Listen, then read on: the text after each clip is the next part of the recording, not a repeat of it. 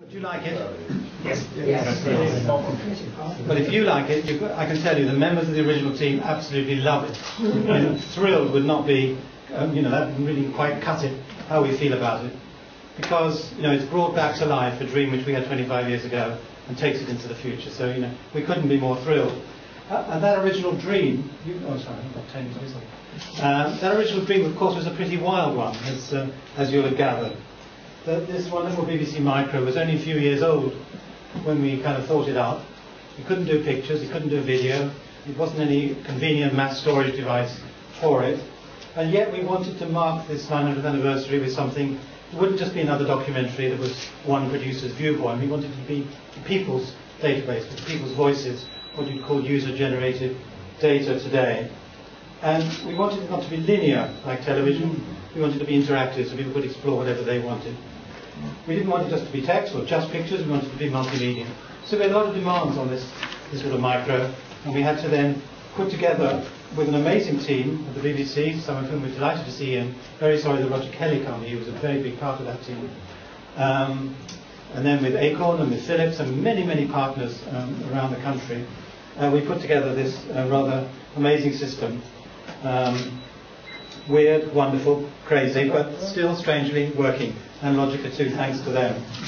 But then, of course, came the problem, because the project was about preserving for the future what it was like to be Britain in the 1980s. It was about sharing and making it accessible. And, of course, the cost of the machine and the fact that new technology quickly replaced it, the CD-ROM and the internet and so on, meant that that was a real problem. And it actually became a favourite phrase for journalists. Doomsday is the perfect example of digital obsolescence. Yes, we were sad about that, but then that's true. But then, and it's still working. But those journalists, I think, didn't reckon with the enthusiasm of the team, who since then have been absolutely battling to keep it alive and to bring it back to life and keep it going right through to today. And I want to mention some of those people. The National Archive, we're really pleased. They've been running the original system, putting it next to the Doomsday book, and have now got plans to put this in as well. Here at Bletchley, of course, it's terrific to have the Doomsday system put in its proper context of the BBC Micro and all the television initiatives that surrounded that, and now this table as well. Then within the BBC, Andy Finney has always been a tremendous supporter and keeper of the kind of institutional memory of Doomsday, which is terrific. Many, many others. George Auckland is here, doing so much as head of innovation to think of ways in which Doomsday could be kept alive within the BBC, including putting it on mobile phones. That hasn't quite happened yet, George, but I'm sure he will. And then now Alex Mansfield and the team in learning, bringing forward, first of all, the wonderful Doomsday Reloaded to get people involved again. A whole slew of television and radio programs around that, which were great, including a lot of local ones, which work particularly well. And now this initiative today. So now today we have this rather wonderful 21st century version. I always used to say that if it worked well, Doomsday would be like wine, and you'd lay it down in 1986, and over the years as you go back, it will get more mature and more value. And certainly now, 25 years later, I think that's true, now that we can enjoy the wine in this beautifully elegant glass that's been made for us. Now, when we started thinking about how to make this new version, I naturally had lots of ideas and came up with a PowerPoint presentation for the team. We had a team from software team from Arian and also from Emoot, and of course the BBC learning team as well. And they listened politely to the presentation. Yes, well, we could, because we wanted to be old-fashioned, we could do that. And then they came up with some really lovely new ideas, which is what you see here today. And I think one of the aspects of that is really, really good, is they wanted it to be fun. They wanted it to be good, particularly for young people who come in, to be able to play with it and have a sense of it being fluid and fun to explore all the material that's in there, and which I think they've definitely succeeded in. The breakthrough moment, I think, in developing this came when we all trooped out to Tim. I think Tim's not arrived yet, he should be here in a bit, to Tim Hartley's house. And there in the kitchen, we all saw, in my case for the first time, I think for many of us the first time, this kind of table stuck on his kitchen table, and he showed us the sort of things it could do. And that really gave us the idea of, wow, this really could be something if we could create a surface like this.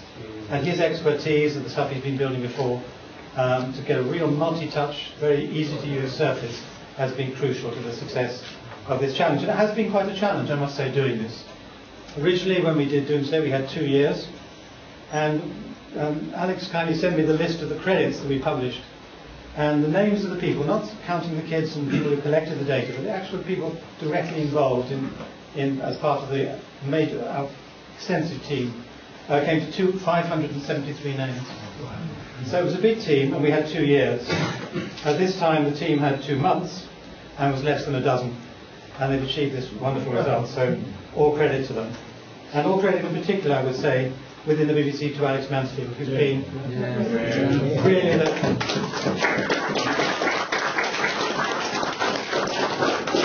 I do know from personal experience what it's like to push something like not only this but the Reloaded through the BBC system with all the hoops they push you through, which I'm sure are even more now than they were then. And Duncan was talking to me earlier about some of the hoops we had to go through, and he went through as head of engineering to make it happen before. I remember at one point, not so many weeks ago, I got an email from Alex which was headed "grinding to a halt" because we hit some major obstacle and it looked like actually we probably couldn't finish it. But somehow he pushed it through, and the rest of the team pushed it through. There have been a lot of late nights at Arian and at Emoot and with the rest of us, and not so much with me actually. And it's been a fantastic result. So Doomsday is preserved, and Doomsday is accessible in particular to those people who as kids put the stuff in. Now they can come and see it here and elsewhere, which would be absolutely terrific. But I hope it won't be the end. I hope this is the end of the beginning of the end or something. That it will go on, because there's more to put on this table. There's the whole of the national disc. There's only a little bit of the national disc there. And there's a lot more digital data that the kids collected, which can be put in there as well. And some of that you can see in the marvellous work that Suffolk has done.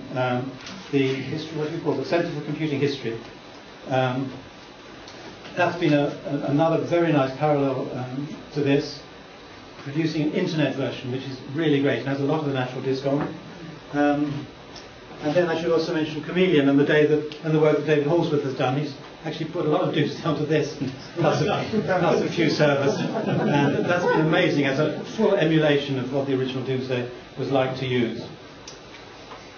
So, I hope it'll continue. I hope the rest of the national disc will be put on. I hope the invitation can be opened up again to people to put new material on. Obviously, both those things are tricky to do. They both cost money. I have no idea how to be done, whether inside the BBC or outside, whether here or with sponsors. I have no idea. But I'm sure that somehow, with the kind of enthusiasm that's, I think, also represented in this room by the fact you've all turned up, somehow that will be done as well. So thanks to all the enthusiastic and rather crazy people who are going to make that happen, so that the dream that we dreamed, rather unlikely dream, 25 years ago, can now live on and can be passed on for coming generations to appreciate and enjoy. And appreciate and enjoy not just the technology, but what the technology is for. And this is something which I'm reminded of by Anurada Vitachi, who's was inspiration early on in Doomsday, and has since taken it on to One World, taking it to a global canvas. Because it's not just about technology, it's about connecting people, it's about giving expression to life-changing ideas, it's about telling the story of who we were, and above all it's about continuing the unending mission of trying to help to create a better world. Thank you very much.